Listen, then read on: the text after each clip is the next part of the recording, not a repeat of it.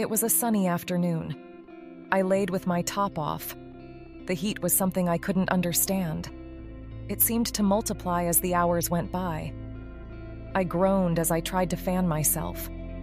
The doorbell had started to go off continuously, and I groaned, struggling to get off the bed. The ringing wouldn't stop, but I knew who it was. Lisa, my bestie. That girl had zero patience. I ran as fast as I could from my bedroom, hastily dragging a top over my head. "I'm coming," I screamed at the door. Why in the world can't she be patient? I mean, I could hear her ring the bell. "Lisa, what the hell?" I yelled and let her in. She came in, grinning sheepishly at me. I seemed to forget what I was going to say as I looked at her.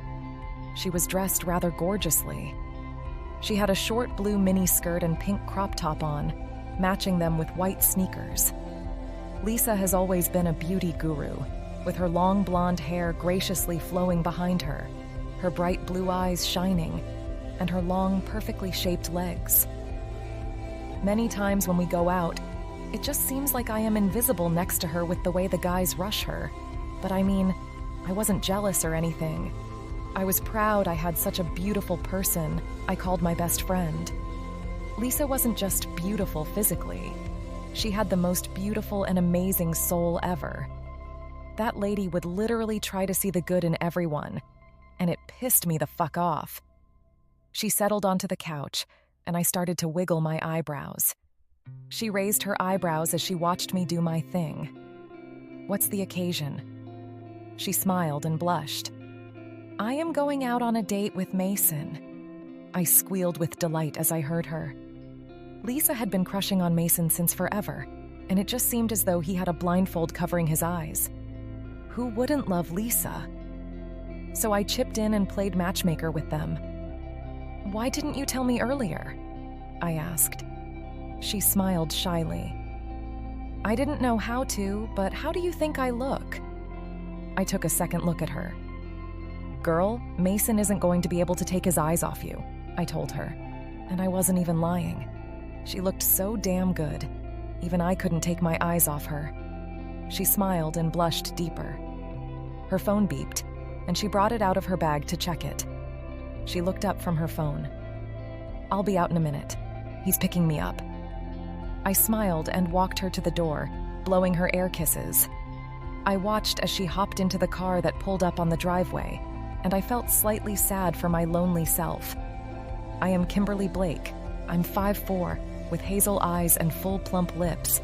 I am a brunette with naturally long curly hair. I have fairly good skin, but I mean, I have to work to take care of my expenses here, so I have no extra time to do all the lady stuff. Lisa has been begging me to take a break, but I do not have that liberty. I am a 21-year-old college student and a part-time waitress. I literally have no social life. Single with no hopes of getting a boyfriend, I sighed as I walked into my tiny kitchen, grabbed a bottle of water, and went back to my room. I spent the whole day reading as my final exams were approaching. Well, at least I won't have to worry about college after my graduation.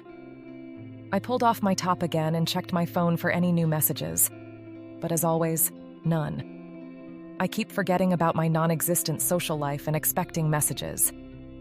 I sighed and dropped my phone on the bed, concentrating back on my studies.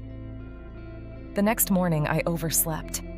I immediately checked my alarm to see if it was broken, but it wasn't. So how the hell did I oversleep? I checked the time and saw that it was past 8. "Oh no, oh no, oh no," I muttered like a chant, and hurriedly stripped off my clothes, stepping into the bathroom to have my bath. I didn't even know when exactly it was that I slept off. All I can remember is waking up now. I had a cold bath and walked out of the bathroom, bringing out faded jeans and a white top. I tied my hair into a bun and grabbed my bag from the couch. I didn't have the time to get something to eat as I made my way to the door. "Oh, my car keys!" I rushed back to get them from the table and ran out. I made my way into my car and drove off to college. I was definitely going to hear it from Miss Candace. I parked my car and made my way to class. Oh shit, Miss Candace would be so mad, I muttered as I walked towards the lecture hall. I rushed into the classroom and hoped Miss Candace wouldn't call me out. But no. She decided to call me out. Miss Blake, I'm pretty sure my class started by 8 a.m., she said sternly, and I gulped down whatever it was that was stuck in my throat, slowly looking at her. I am very sorry, miss. I had a little problem on my way here, I say, and she looks at me as though she wasn't buying anything. I say, I will not tolerate this again, Miss Blake. She gave me a look that made me shudder where I was standing. I nodded and walked to find a seat for myself. I finally got one, and I took a seat. Well, the lecture seemed to last forever. I wasn't listening to anything she was saying as I hoped and prayed it would eventually come to an end. I was already starving, but it eventually came to an end. After a long while of Miss Candace talking non-stop, the lecture eventually seemed to stop, and I breathed a sigh of relief. I walked out of the class and went straight to the cafeteria. My stomach had begun to make those weird noises it makes when it isn't given food. I made my way into the cafeteria, trying to get a glance at Lisa. Then I saw her waving her hands, trying to get my attention. I smiled and walked towards her. I totally forgot about Lisa and her date. Hey, lover girl, I said as I slid into the empty seat opposite her. She blushed and giggled. Hey, babes, would you stop calling me lover girl? She says, and I chuckled because she didn't mean it. I would only stop calling you lover girl once you tell me how your date went, I say, and she sighs. Okay, I'll tell you all about it. I had the most amazing time with him. He is literally such a gentleman. We went to the movies and afterwards to the beach. He was so calm that I couldn't help. She paused, and I started to wiggle my eyebrows. You couldn't help but fall harder for him, right?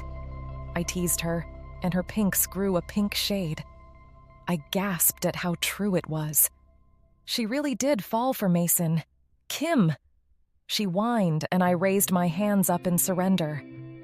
Fine, but you have to keep telling me all that happened, I said to her, and she giggled as she went on about how Mason treated her like a princess and was genuinely happy for her. I haven't gone on a date in months, but I was really happy she was, especially with someone she's had a huge crush on. The day went by quickly, and I was at work. Oh yes, I work to support myself and my parents. Yes, Mr. Harry, your order will be ready soon, I said, and smiled at the old man who was a regular here. He never missed coffee at this time. I went over to give Mr. Harry his order, but instead I stumbled on something and it fell on a man's clothes. Fuck my life. I squinted my eyes as I stood up, gradually apologizing to the man whom I just spilled coffee on. I'm so sorry, sir. It was a mistake. Oh, goodness. I held onto the hem of my apron as I clumsily tried to clean his clothes, but instead, I was making even more of a mess. I gradually looked up to see the man I had spilled the coffee on. Looking at the man who was yelling at me, I was stunned. He was the most beautiful man I had ever seen, with his dark, short hair and his eyes so green that I couldn't look away. I stared deeply into his eyes, and I was mesmerized by it. This man had to be 6'5" tall, I thought. His well-defined jaws and subtle beard, as well as a well-perfected and pointed nose. He looked like he was carved by God. He looked like a piece of art sent from the heavens. I watched as his mouth moved, and I found myself unconsciously licking my lips. No lies here, this man was handsome. I could see his lips move angrily, and I suddenly became aware of my surroundings.